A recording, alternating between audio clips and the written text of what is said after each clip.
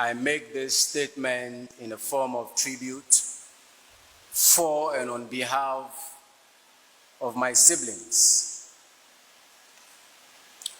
Now, what we see here today, this crowd,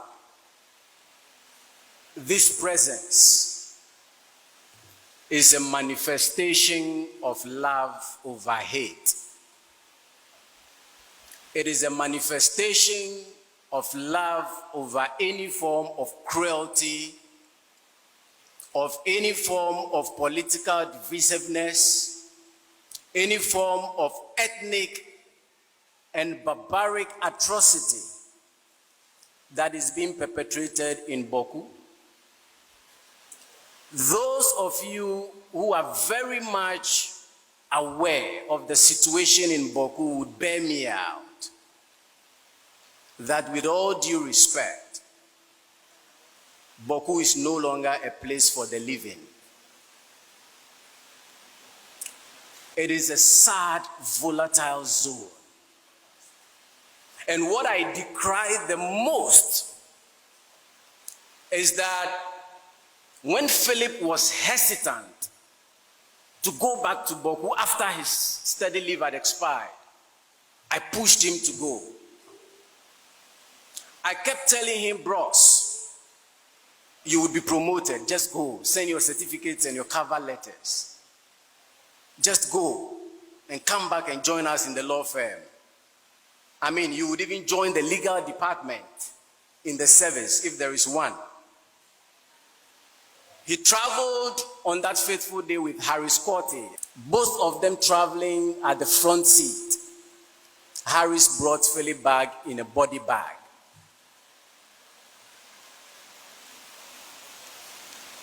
Now, what happened that Easter Monday was not an accident. It was not a robbery. What happened that day was a carefully designed, properly planned, well orchestrated, thoughtfully calculated, and duly executed barbaric, cruel and gruesome act of murder. And I, Cephas, find it extremely difficult to forgive. Not even with the intervention of Christ himself. And I will not miss my words because I stand on this podium to speak the truth. That is what it is meant to be, the church. I find it extremely difficult to forgive. I will not ask Philip to rest in peace. It is his choice if he wants to rest in peace.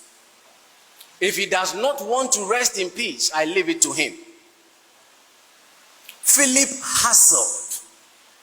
You know, growing up, our mother's salary was so meager. I mean, the pay slip was always there. We saw it. A teacher's salary. In the 80s, 90s, what was that? We sometimes had to help on the farm. We brought produce to Kweve Market. Those of you who know Volta region, Kweve Market, to sell with our mother in the market. We strived.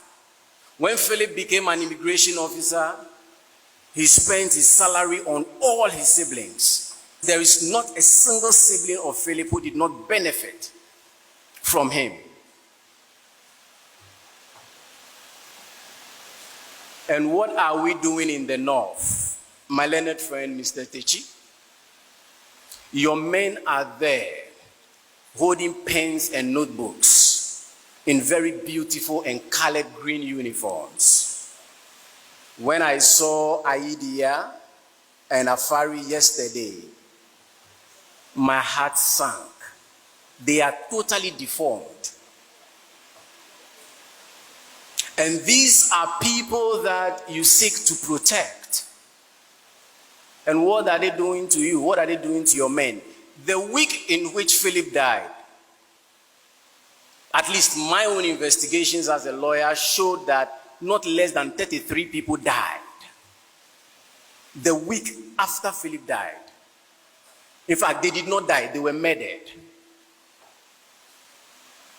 In fact, it was my intention to drive his vehicle to this premises for all of you to see what he went through. And if you were present with me at the funeral home on Thursday when he was being bathed, you will count not less than 200 chickenpox kind of pores on his chest alone. He did not even have the opportunity to scream or shout.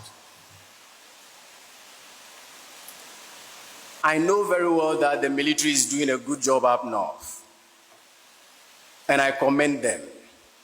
We've been assured that investigations are ongoing, but then, just like the journalist Ahmed Suale's investigations, just like my late Professor Bene, the law professor's investigations, the MP J.B. Dankwa's investigations, what have come out of them?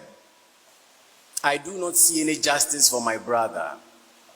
We, the siblings, do not believe that anything will come out of this.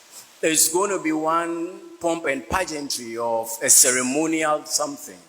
That is what we believe. We've lost someone who was going to become our mother's third lawyer. And at 79, she sits there very confused at the burial ceremony of her son. Now, those of you who killed Philip, those of you who had a hand in his murder, I want to tell you this. Shame on you. Shame on you. You cannot dim the light that shines in our home. You can only shake the foundation. You will never break the building. That mortal spirit is unbreakable. Philip has only lost his life. His dreams have been shattered. But you know what? You have failed. You have also failed. Because eventually we are all going to lie in this same 6 feet. And you see, what even hurts me the most is that the North, with all due respect and for records, what we all know is the most deprived in this nation. That region is the most deprived statistically. Poor health facilities, poor schools, parents cannot afford school fees, and so that is the hub of NGOs. Yet some of these people only take pride in what? Receiving weapons from politicians, from chiefs, from people who can afford to give them. You cannot afford 3 square meals for your own children. But what do? You smuggle weapons to kill yourselves. And in the process, you kill somebody who is there to serve you. 11 solid years. Philip was in the north. I refused to visit him because the first time I visited Tamale, which I'm told is the finest, I couldn't stand the heat. He stayed there for 11 years. And this is the price we have to take back to our father who is waiting. 89 years. Shame on you.